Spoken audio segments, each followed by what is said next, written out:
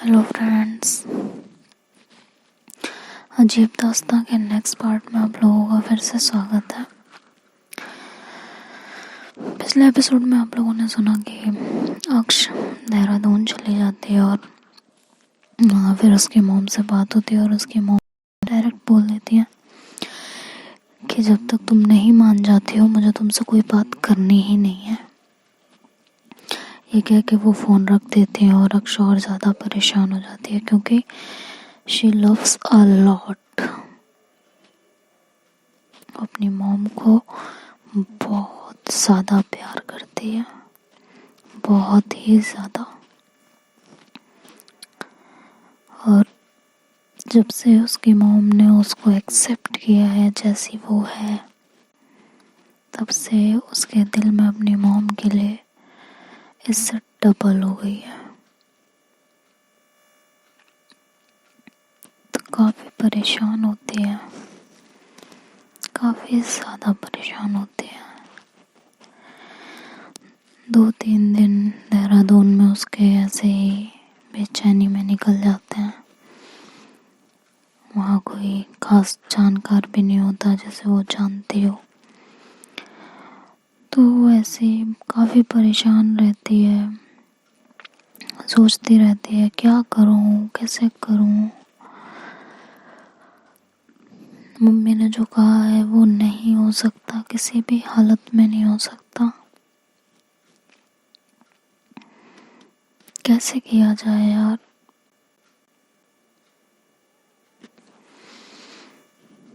तभी उसके फ़ोन पे एक मैसेज ब्लिंक होता है। वो मैसेज ओपन करती है तो देखती है कि किसी लड़की का मैसेज होता है, क्योंकि जो अक्ष का काम होता है ऑफिस में वो राइटिंग का काम होता है, कंटेंट राइटिंग। तो किसी लड़की ने कुछ राइटिंग करके भेजा होता है उसके पास। तो जब वो उसको पढ़ती है तो काफ़ी इम्प्रेस हो जाती है। 1 मिनट के लिए वो सब कुछ भूल जाती है। उसे पढ़ने के बाद वो ट्राई करती है कि जिसने इस राइटिंग को भेजा है वो उससे बात कर सके। कंटेंट राइटिंग का काम ऑफिस की तरफ से उस लड़की का उसको भेजना, और जब उसको वो पढ़ती है तो वाकई उसके राइटिंग की कायल हो जाती है। तो वो देखती है कि उसके नीचे उसकी आईडी भी होती है, तो उस पे उसको मैसेज करती है। उधर से रिप्लाई आता है, दोनों की बातें स्टार्ट होती हैं। हाय हेलो से शुरुआत होती है और दोनों की कैजुअल बातें होने लगती हैं। बात करते करते अक्ष उनको बोल देती है कि आपकी राइटिंग बहुत अच्छी है, बहुत ज़्यादा अच्छी। सामने से वो भी बोलती हैं कि हम तो आपकी कंटेंट राइटिंग के फ़ैन हैं और आप हमारी कर रही हैं बातें। समझ नहीं आया। तो बोलती है कि अच्छा, लेकिन मैं वाकई आपकी राइटिंग की फ़ैन हो चुकी हूँ, बहुत बड़ी फ़ैन। तो कहती हैं, सामने वाली लड़की जो होती है वो बोलती है कि अरे यार ऐसा भी कुछ नहीं है, बस आप कुछ ज़्यादा तारीफ़ कर रहे हो, इतनी तारीफ़ मत कीजिए। तो इन लोगों की ऐसे नॉर्मल बातें स्टार्ट हो जाती हैं। धीरे धीरे ये प्रोसेस बढ़ने लगता है बात करने का। अक्ष को कहीं ना कहीं उनसे बात करना अच्छा लगने लगता है। जाहिर सी बात है, दोनों एक ही फील्ड पे काम कर रहे थे, राइटिंग फील्ड पे।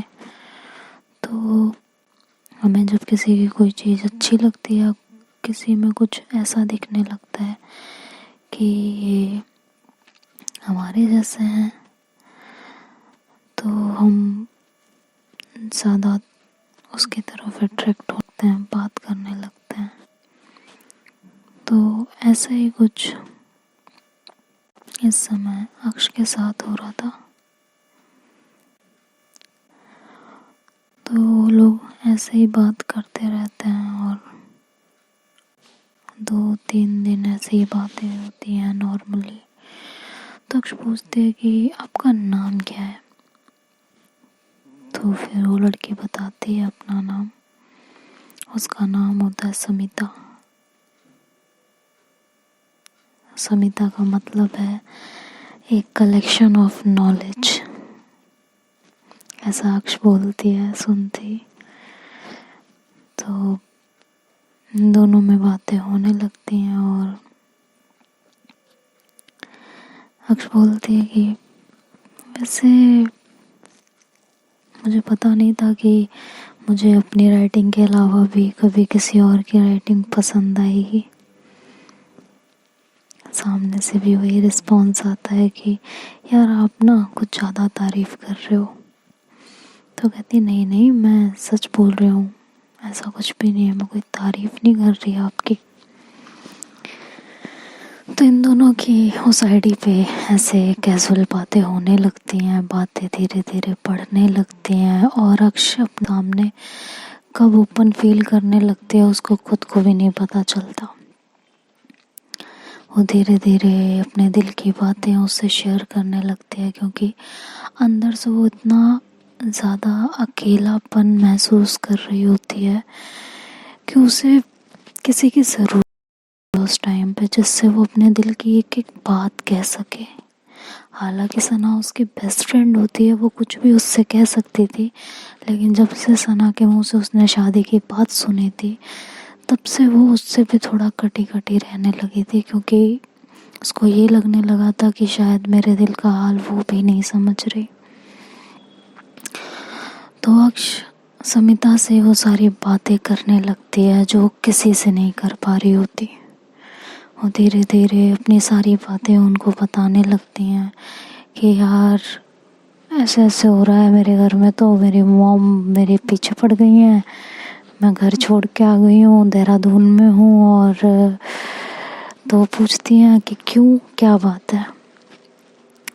तो बातें होते होते पता चलता है समिता को कि इनके घर में सबको सब कुछ पता है और इनकी मॉम इनसे बार बार जीएफ के बारे में पूछ रही हैं। हालांकि वो शादी की बात नहीं बताती समिता को उस टाइम पे, लेकिन जीएफ वाली बात बताती है। और हाँ, ये भी बताती है कि हाँ कि मॉम बार बार शादी के लिए बोल रही हैं। तो उस समय समिता सिर्फ इतना ही बोलती हैं कि आंटी के तरीके से सोच के देखो, मैं भी समझ में आ जाएगा। तो जब समिता इस बात को कहती है तो अक्ष कहती है नहीं नहीं नहीं नहीं, वो मजाक में ही बात करती है और कहती है नहीं, मुझे सूली पे नहीं चढ़ना, इतनी जल्दी नहीं है मुझे सूली पे चढ़ने की जितनी जल्दी आप लोग मुझे चढ़ाना चाहते हो, ठीक है। तो दोनों में इस तरह से बातें स्टार्ट हो जाती हैं, दोनों एक दूसरे से अपनी अपनी बातें शेयर करने लगते हैं। धीरे धीरे बातों का सिलसिला बढ़ता जाता है। समिता उसके अक्ष की काफ़ी अच्छी फ्रेंड बन जाती हैं, बहुत ही अच्छी, ऐसी फ्रेंड जिसके सामने अक्ष अपनी दिल की कोई भी बात बिना किसी हेजिटेशन, बिना किसी झिझक के खुल के रख सकती थी, बिना किसी भी हेजिटेशन के। और समिता की एक गुड क्वालिटी की, वो अक्ष की बातों को बहुत ध्यान से सुनती थी, मतलब पढ़ती थी, क्योंकि आईडी पे ही बात होती थी उस टाइम पे।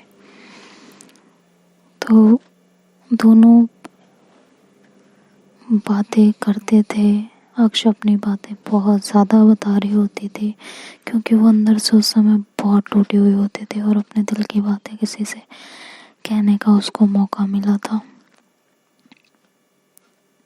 हालांकि स्टार्टिंग में वो अपने बारे में एक दो चीज़ें बहुत गलत बताती है समिता को, लेकिन धीरे धीरे जब एक दूसरे को ये लोग जानने लगते हैं, समझने लगते हैं, तो हर एक बात क्लियर होने लगती है दोनों के बीच में।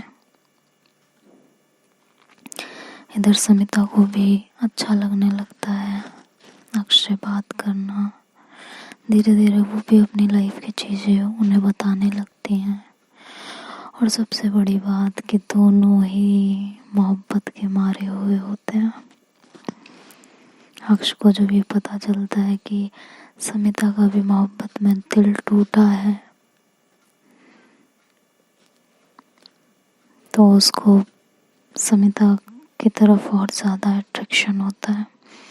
कहते हैं ना कि एक टूटे दिल का हाल दूसरा टूटा हुआ दिल ही समझ सकता है।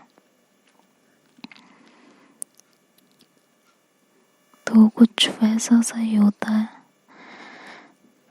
अक्ष को और ज़्यादा बात करना अच्छा लगने लगता है। धीरे धीरे सारी बातें होती हैं, धीरे धीरे समिता अक्ष को जानने लगती हैं कि अक्ष कितनी केयरलेस है, क्या है, कैसे है, वो समझने लगती हैं। तो जब भी शादी का टॉपिक उठता था तो समिता उन्हें समझाती थी कि अपनी मॉम की तरफ से एक बार सोच के देखो, वो आपको लेके कितना परेशान होंगी। हर वक्त तो वो आपके साथ नहीं हो सकती है ना, तो उन्हें भी तो आपकी टेंशन रहती होगी ना। तो वो भी चाहती होंगी कि भाई आपकी लाइफ में कोई ऐसा हो जो आपका साथ दे सके, आपको संभाल सके। आपके साथ जो भी हुआ वो गलत हुआ, लेकिन आगे बढ़ना पड़ता है लाइफ में। और अक्ष कहीं ना कहीं समिता की बातों को अंडरस्टैंड भी कर रही होती है, उसकी बातों को बहुत ध्यान से सुन भी रही होती है, लेकिन उसका पास्ट उस पे बार बार हावी भी होने लगता है, जिससे वो समझी हुई बातों को भी इग्नोर करने लगती है। एक दिन सडन अक्ष की तबीयत खराब हो जाती है देहरादून में, बहुत ज़्यादा खराब हो जाती है। उसके सर में बहुत पेन होने लगता है।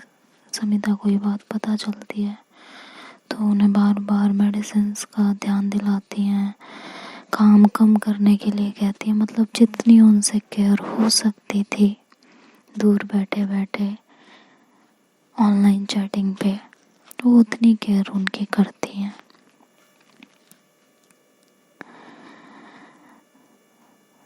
अक्ष को इतने सालों में किसी की पहली बार केयर करना अच्छा लग रहा था। किसी की बात मानने को उनका दिल चाह रहा था। वो समिता की सारी बातें मान रही थी, लेकिन इधर अक्ष की तबीयत दिन पे दिन बिगड़ती जा रही थी। तभी उनकी फ्रेंड शिविका का कॉल आता है। अक्ष की फ्रेंड एक होती है शिविका, उनका कॉल आता है। शिविका लाइक्स अक्ष, वो बहुत पसंद करती है, या यूँ कह लो कि बहुत प्यार करती हैं अक्ष से। तो कॉल करती हैं तो उसकी आवाज़ से, अक्ष की आवाज़ से शिविका को लगता है कि यार इनकी तबीयत बहुत ज़्यादा ख़राब है। और ये बात वो जाके आंटी को बता देती है, अक्ष की मॉम को। अक्ष की मॉम कहती हैं कि तुम अभी के अभी देहरादून के लिए निकलो। वो उनकी मॉम की परमिशन लेके देहरादून के लिए आ जाती हैं। इधर अक्ष परेशान हो जाती है कि यार शिविका क्यों आ रही है, नहीं यार शिविका को नहीं आना चाहिए यार, क्यों क्यों क्यों क्यों क्यों नहीं नहीं नहीं, क्योंकि वो जानती है कि शिविका उसको प्यार करती है और वो उससे उतना ही दूर भागती है। इधर वो समिता से इस बात को बोलती है कि यार ऐसे ऐसे मेरी एक फ्रेंड आ रही है, तो कहती है हाँ तो ठीक तो है, तबीयत ठीक नहीं है तो कोई तो होना चाहिए ना आपकी केयर करने के लिए। नहीं होगा तो कैसे चलेगा। तो कहती है यार आप समझ नहीं रही हो। तो कहती क्या नहीं समझ रही, क्या प्रॉब्लम है बताओ। अब इतनी दूर से मैं तो केयर कर नहीं सकती, मैं तो सिर्फ बोल सकती हूँ, करना तो आपको पड़ेगा। लेकिन अगर कोई आ जाएगा, कोई आपके पास रहेगा तो केयर अच्छे से हो सकती है ना, तो आने दो। कहते नहीं यार। तो वो फिर सारी बातें समिता को बताते हैं कि यार ऐसी ऐसी बात है और इसलिए मैं नहीं चाहती। तो समिता उनको समझाती है कि ठीक है, अगर वो प्यार करती है तो क्या हो गया, तो आप एक काम करो, आप घर चले जाओ। घर चले जाओगे तो वो यहाँ आएंगे नहीं। तो कहती है यार वो आधे रास्ते पहुँच चुकी है, अब मैं घर जाऊँगी तो मिलेंगी तो दिक्कत हो जाएगी। लेकिन फिर भी अक्ष अपना दिमाग चलाते हैं कि शायद मुझे घर चले जाना चाहिए। लेकिन उनकी तबीयत और ज़्यादा ख़राब होती है, तो समिता उन्हें मना करती है कि नहीं, कोई ज़रूरत नहीं है, आप वहीं रहो, ठीक है, और उन्हें आने दो। अगर पहले ही सोच लेती, पहले ही घर चली जाती तो इतनी दिक्कत नहीं होती ना। अब इतनी रात में कहाँ जाओगी। समिता के दिल में भी अक्ष को लेके थोड़ी वरीज हो जाती हैं, थोड़ी टेंशन हो जाती है। केयर तो वो उनकी करती ही हैं। धीरे धीरे इस तरह दोनों, मतलब समिता अक्ष को समझाती हैं कि अगर पहले ही घर चली जाती तो ये नौबत नहीं आती ना। अब आंटी तो भेजेंगी ना किसी को, खुद बात नहीं करेंगी लेकिन किसी ना किसी को तो भेजेंगी। तो अक्ष बोलती है कि आप आंटी की कुछ ज़्यादा साइड नहीं लेती हो। हाँ, तो सविता बोलती नहीं, मैं तो सच के साथ हूँ। तो अक्ष मुस्कुरा पड़ती है, कहती है हाँ सही कह रही हो। दोनों उस रात ऐसे ही बात करते हैं ऑनलाइन। तभी उनकी फ्रेंड आ जाती है, जो कि उनकी केयर तो बहुत करती है अक्ष की, लेकिन बहुत ज़्यादा क्लोज जाने की कोशिश करती है, जिससे वो काफ़ी परेशान हो जाते हैं। और वो समिता को बोलते हैं यार मेरी एक हेल्प करोगी। बोलते हुए अच्छा तो नहीं लग रहा, लेकिन प्लीज़ कर दो, अगर आपको प्रॉब्लम ना हो, आप अनकंफर्टेबल फील ना करो तो समिता पूछती है हाँ बताओ क्या। तो कहती है कि आप मेरे फ्रेंड से मेरी गर्लफ्रेंड बन के बात कर लोगी प्लीज़, जिससे इसका जो ये इतना चेप हो रही है मेरे, ये ख़त्म हो जाए यार, प्लीज़ प्लीज़ प्लीज़। कहती है, समिता बोलती है कि अच्छा ये काम आएगा पक्का। तो कहती है हाँ पक्का। तो कहती है ठीक है। तो ऐसे दोनों चैट कर रहे होते हैं, तभी शिविका अक्ष के हाथ से फ़ोन छीन लेती है और उनसे बातें करने लगती है, क्योंकि वो अंदर ही अंदर जेलस फील कर रही होती है कि अक्ष किससे बातें कर रही है, क्यों कर रही है, किस लिए कर रही है। तो उसके हाथ से फ़ोन छीन लेती हैं। फ़ोन छीनने के बाद वो दोनों एक दूसरे से बातें करते हैं, शिविका और समिता। तो समिता बहुत ही कायदे से, बहुत ही मैच्योरिटी के साथ वहाँ सारी बातों को संभालती है। वहाँ शिविका भी बोलती है कि आप ऐसे कैसे किसी की गर्लफ्रेंड से बात कर सकते हो, आई लव हर, और वो भी मुझे प्यार करती हैं, आपके साथ सिर्फ टाइम पास कर रही हैं, फलाना ढिमकाना, जो भी मन में आता है शिविका के वो सब कुछ बोलती है। समिता वहाँ पे सिर्फ एक जवाब देती है, जिसे बाद में जब अक्ष पढ़ती है तो उसके दिल पे एकदम छप जाता है। और वो जवाब होता है कि ठीक है, वो जो भी कर रही हैं वो मैं अपने तरीके से हैंडल कर लूँगी, वो हमारे बीच की बात है, वो मैं देख लूँगी, टाइम पास कर रही हैं क्या कर रही हैं, ठीक है। और दूसरी चीज़, आप उनकी क्या हो क्या नहीं ये मुझे अच्छे से पता है। और इतना तो मुझे भी समझ में आता है कि कोई अपनी गर्लफ्रेंड के सामने किसी और के साथ फ्लर्ट नहीं करता है। अगर आप उनकी गर्लफ्रेंड हो तो मुझसे तो फ्लर्ट नहीं करती ना यहाँ बैठ के, जैसा आप कह रही हो कि मेरे साथ वो टाइम पास और फ्लर्ट कर रही है। तो वो जो भी है वो मैं खुद देख लूँगी, ठीक है। अभी आप उनकी केयर कर रहे हो उसके लिए थैंक यू, और प्लीज़ उनका ध्यान रखो। ज़्यादा इन्वॉल्वमेंट होने की ज़रूरत नहीं है।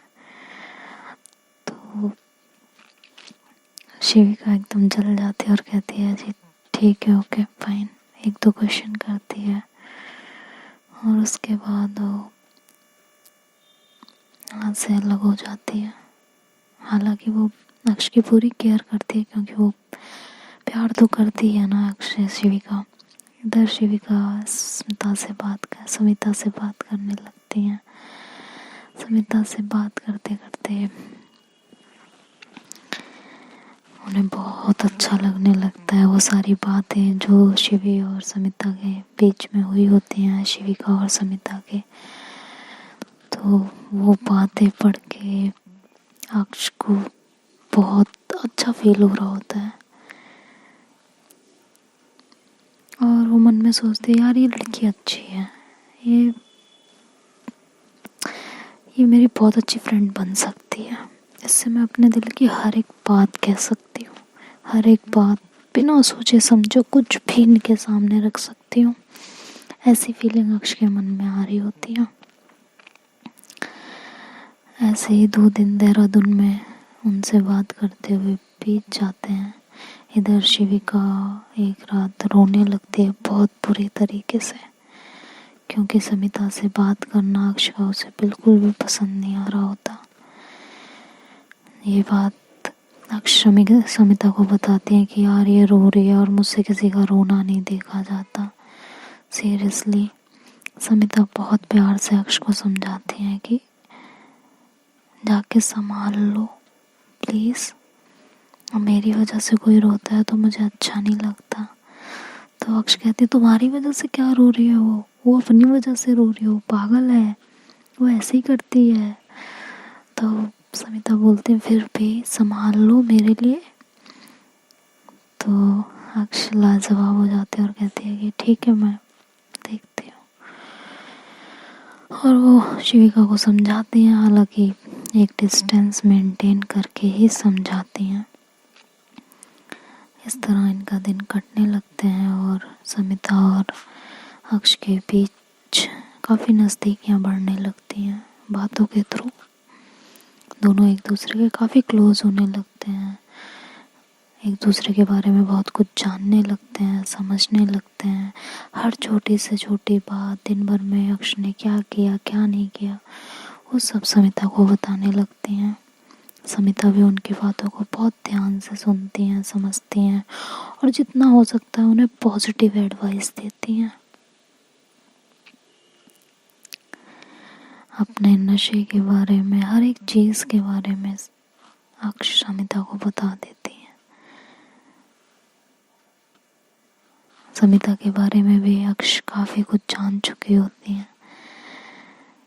और अगले दिन 2-3 दिन के बाद अक्षय रहा नहीं जाता, उसे अपने मॉम की बहुत याद आने लगती है और वो बिल्कुल नहीं रह पाती और वहाँ से गाड़ी उठाती हैं और पूरे रास्ते ड्राइविंग करते हुए समिता से साथ में चैट करते करते वो घर आ जाती हैं।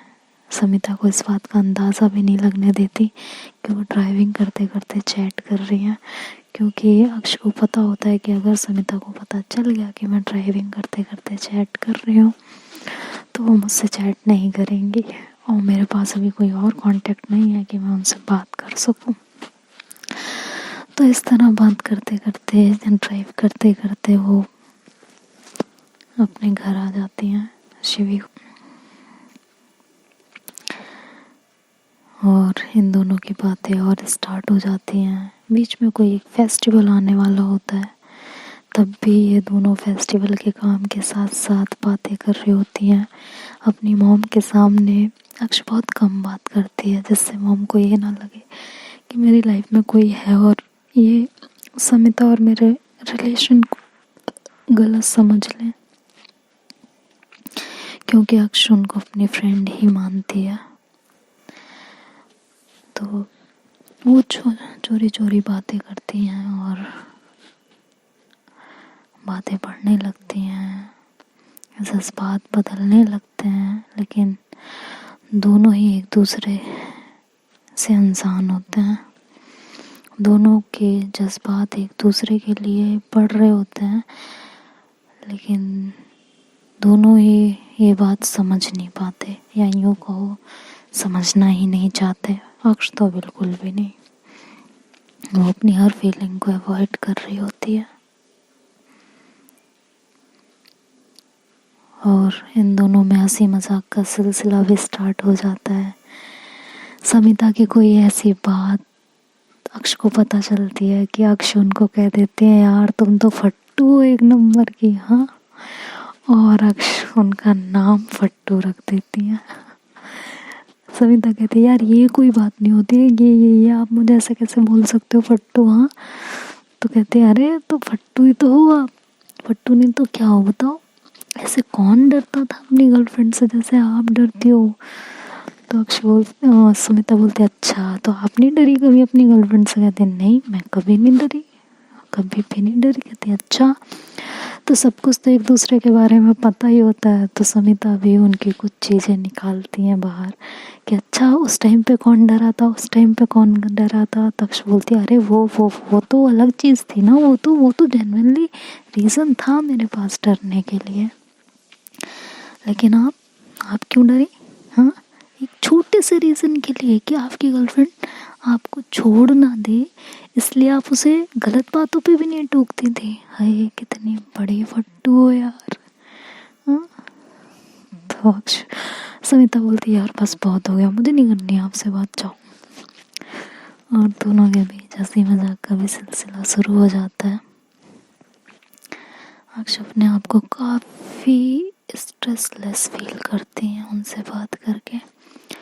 उन्हें जब भी स्ट्रेस होता है तो वो समिता से बात करने लगते थे, और समिता भी बहुत मैच्योरिटी के साथ उनको संभालती हैं, उन्हें हर एक चीज़ समझाती हैं, चाहे वो उनकी मॉम से रिलेटेड हो, चाहे उनकी पर्सनल लाइफ से रिलेटेड हो, चाहे उनके काम से रिलेटेड हो। बहुत ही कामली अक्ष को हैंडल करती हैं। ऐसे ही दिन कटते जाते हैं, वो फेस्टिवल नज़दीक आता जाता है, और उसी बीच अक्ष समिता से बोलती हैं कि मैं गांव जाऊंगी अपने फेस्टिवल में, और कुछ दिन हमारी बात नहीं होगी। समिता बोलती हैं कि ठीक है, कोई बात नहीं। तो कहती हैं ठीक है, और अपना ध्यान रखना। तो भी कहती हैं हाँ ठीक है। तो अक्ष बोलती है, अरे तो अभी थोड़ी ना जा रही हूँ कि अभी से बात नहीं करेंगे, जब जाऊँगी तब बात नहीं होगी ना, अभी तो यही हूँ। फिर ऐसे ही दोनों बातें करने लगते हैं। तो अक्ष बोलती है, यार मेरी मॉम ने मुझे दुखी करके रखा हुआ है। समिता बोलती है, क्यों। कहती है, यार हर वक्त शादी शादी शादी, गर्लफ्रेंड गर्लफ्रेंड गर्लफ्रेंड, थक गई मैं, है ही नहीं कोई। तो समिता उन्हें समझाती है, कहती है, अच्छा देखो कोई है या नहीं है। तो कहती है, नहीं कोई नहीं है। तो कहती है, अच्छा कोई नहीं तो फिर मॉम की बात मान लो। कहती है, क्यों मान लो, मुझे तो नहीं करनी शादी। तो कहती है, नहीं करनी है, लेकिन कब तक ऐसे रहना है बोलो। कहती है, पूरी जिंदगी। कहती है, अच्छा एक बार अपने मॉम की तरफ से सोच के देखो, उन्हें कैसा लगता होगा आपको तकलीफ में देख के, दर्द में देख के। बताओ। कहती यार जो भी है, मुझे नहीं करनी है शादी, कुछ भी हो जाए शादी नहीं कर सकती मैं, किसी को अपनी लाइफ में ला ही नहीं सकती। और ये कहते हुए वो हाइपर होने लगती है अक्ष। तो समिता बोलती है, ओके फाइन ठीक है, छोड़ो इन बातों को, वैसे शॉपिंग करने नहीं जा रही। तो कहती है, हाँ जाएंगे ना, करेंगे। कहते हैं ठीक है। फिर इस तरह से बात को हैंडल करती हैं। उस समय अक्ष की जो हाइपर कंडीशन हो रही होती है वो उनको संभाल लेती हैं। दोनों ही अपने जज्बात से अनजान कि इन दोनों के दिल में एक दूसरे के लिए कौन सी फीलिंग्स आ रही हैं, इस बात से अनजान या इस बात को अवॉइड करते हुए एक दूसरे के साथ, एक दूसरे का साथ पसंद आता है। दोनों एक दूसरे से बातें करने लगते हैं। तो देखते हैं दोस्तों अब आगे ये स्टोरी क्या मोड़ लेगी। क्या यही अक्ष की लाइफ का सबसे इम्पोर्टेंट हिस्सा बन जाएंगी या ये स्टोरी कोई और मोड़ ले लेगी, ये तो नेक्स्ट पार्ट में सुनेंगे। तब तक आप लोग वीडियो पसंद आए तो लाइक शेयर एंड सब्सक्राइब और कमेंट करना मत भूलिएगा। और मैं बाकी की स्टोरी अभी अपलोड नहीं कर रही हूँ, सिर्फ इसे कर रही हूँ क्योंकि मेरी तबीयत भी थोड़ी ठीक नहीं है और थोड़े इश्यूज चल रहे हैं। तो वो सब ठीक हो जाएंगे देन मैं वैसे सारी स्टोरी अपलोड करने लगूँगी। तब तक बाय बाय, टेक केयर।